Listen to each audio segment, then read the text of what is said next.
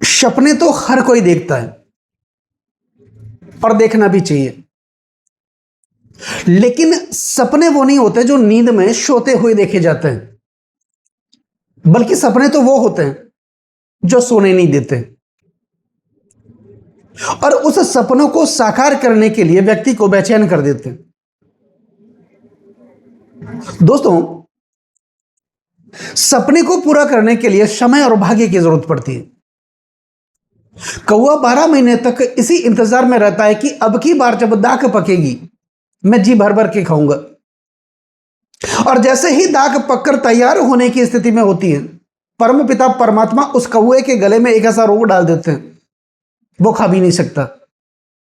और अगर परमात्मा ऐसा नहीं करते तो वो इतना बिगाड़ करता कि किसी के हाथ ही नहीं लगने देता।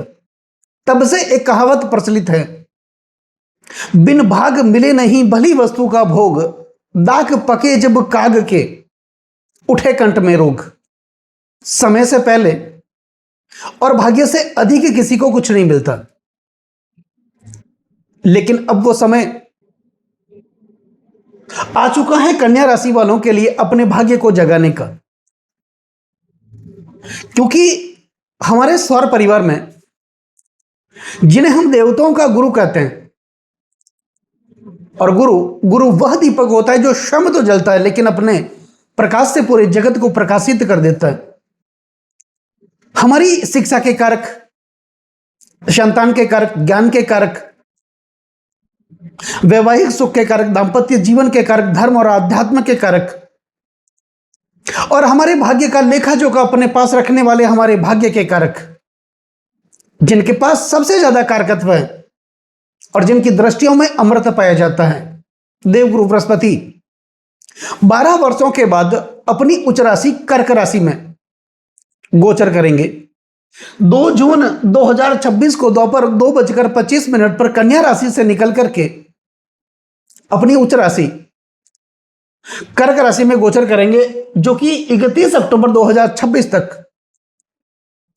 कर्क राशि में विराजमान रहेंगे अपनी उदयरत अवस्था में, और मार्गी होकर के ये गोचर करने वाले हैं।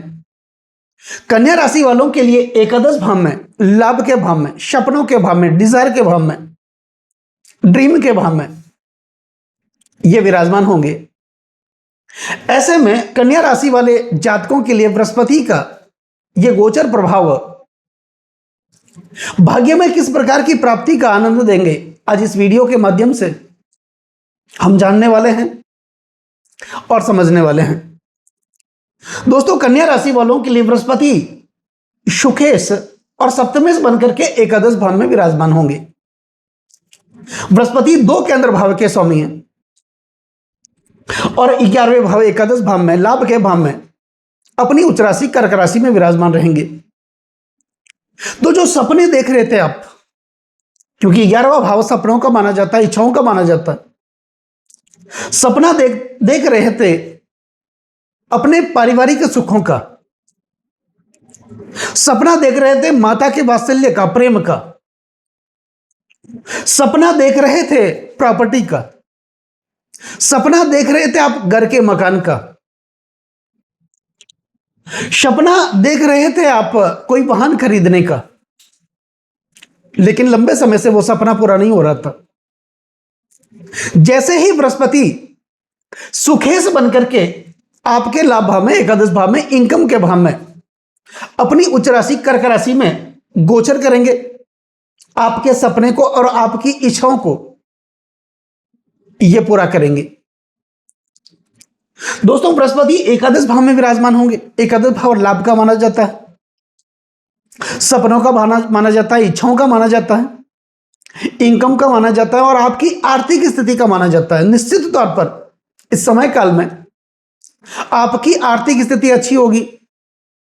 कहते हैं आय के नए नए संसाधन आपके लिए विकसित होंगे, डेली रोजगार की इनकम बढ़ेगी। खर्चों से आप परेशान थे, कर्जों से आप परेशान थे, उस प्रकार की परेशानियों से आपको मुक्त करने वाले होंगे। आपके अपने लोग आपके विरोध में खड़े थे, जो लोग आपका फायदा उठा करके निरंतर आगे बढ़ते रहे, जब आपकी बारी आई तो वही लोग आपका साथ छोड़ करके चले गए। ऐसी स्थितियां, परिस्थितियां पहले थी, लेकिन जैसे ही बृहस्पति आपके 11वें भाव में अपनी उच्च राशि में विराजमान होंगे, उस प्रकार की परिस्थितियों से, खराब परिस्थितियों से आपको मुक्त करेंगे। बृहस्पति आपके सप्तमेश भी हैं, और सप्तमेश का कनेक्शन एकादश भाव से बन रहा है। यह भाव पति पत्नी का माना जाता है, यह भाव दाम्पत्य जीवन का माना जाता है, वैवाहिक सुख का माना जाता है, दैनिक रोजगार की जो इनकम होती है उसका भाव माना जाता है, और विशेषकर यह भाव यौन संबंधों का प्रतिनिधित्व करता है।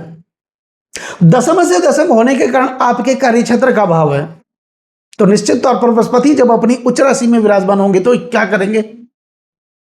वैवाहिक सुख की प्राप्ति, पति पत्नी के बीच मधुर संबंध, प्रेम भरे संबंध स्थापित करेंगे।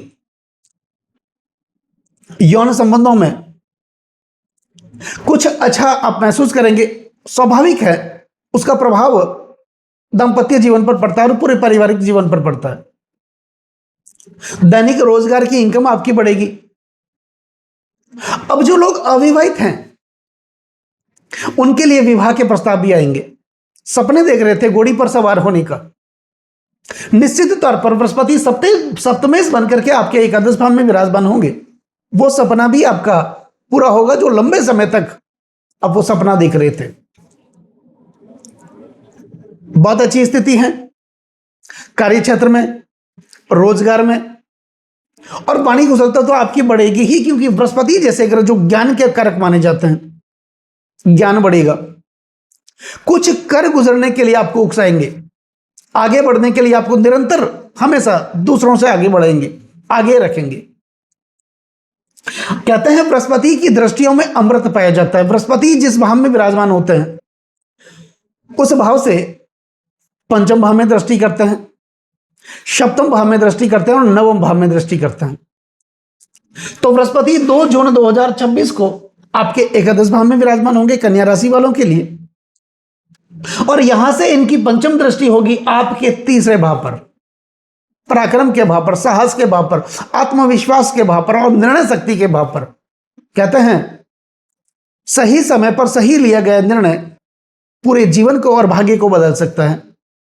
आपके अंदर वो जोश, वो जुनून, वो आत्मविश्वास देखने को मिलेगा जो लंबे समय से डाउन चल रहा था।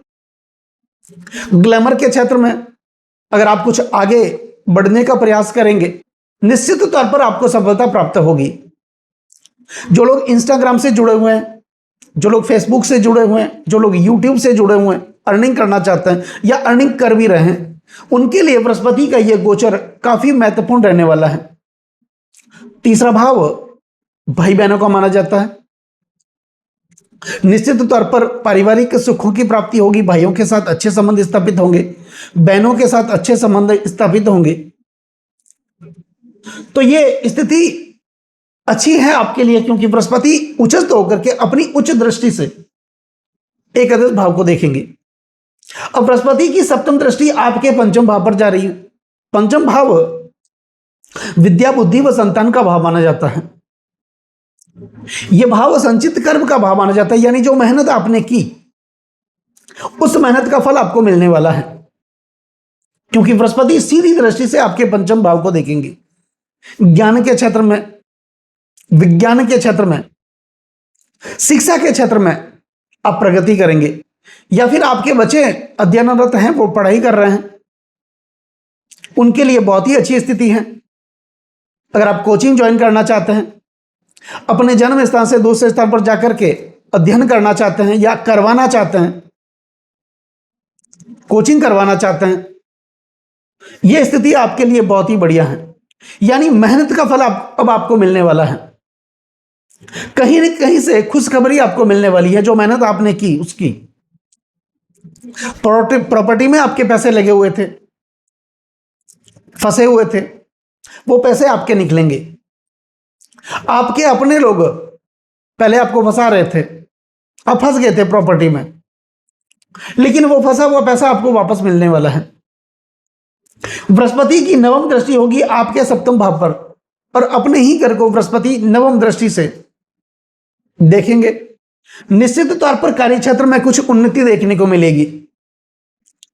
आप अपने जन्म स्थान से दूसरे स्थान पर जाकर रोजगार भी कर सकते हैं, दुकान लगा सकते हैं, मॉल लगा सकते हैं, या फिर अगर आप नौकरी करते हैं, जहां भी नौकरी करते हैं वहां से आपका प्रमोशन होने वाला है, आपको कोई नई जिम्मेदारी मिल सकती है और उस जिम्मेदारी का तय समय पर निर्वाह करते हुए आप आगे बढ़ेंगे, जिसके कारण आपको मान सम्मान पद प्रतिष्ठा की प्राप्ति होगी। तो ऐसा कह सकते हैं कन्या राशि वालों के लिए बृहस्पति का यह गोचर 12 वर्षों के बाद बृहस्पति अपनी उच्च राशि कर्क राशि में और आपके एकादश भाव में 2 केंद्र भाव के स्वामी बनकर के विराजमान होंगे और अच्छी जगह पर इनकी दृष्टियां भी जा रही हैं। तो बहुत अच्छी स्थितियों का निर्माण बृहस्पति करने वाले हैं। अब बात करते हैं कुछ महत्वपूर्ण उपायों की। बृहस्पतिवार का व्रत अगर आप रख सकते हैं, संभव हो तो आप रखें। गुरु की सेवा करें, गुरु के सानिध्य में रहें, बड़े बुजुर्गों का आशीर्वाद प्राप्त करें, बड़े बुजुर्गों की सेवा करें, जरूरतमंदों की सेवा करें, गाय को हरा चारा खिलाएं। दूसरा एक उपाय, गुरुवार के दिन पीला रेशमी वस्त्र लेकर के छोटा सा, उसमें चने की दाल, हल्दी की 5 गांठें, पीला पुष्प, उसकी आप पोटली बना लें। प्रातः काल सुबह में अपने ऊपर घुमा करके 11 बार घुमा करके देवगुरु बृहस्पति के बीज मंत्रों का उच्चारण करते हुए, पौराणिक मंत्र जो भी आपको आता है करते हुए, आप उस पोटली को बहते हुए जल में प्रवाहित कर दें, या कोई जरूरतमंद हो लेने वाला उनको आप जरूर चढ़ाएं। जहां भी पीपल का वृक्ष हो जल जरूर दें। बस ये उपाय आपको करना है। बृहस्पति की कृपा आप लोगों पर हमेशा बनी रहेगी कन्या राशि वालों के लिए। दोस्तों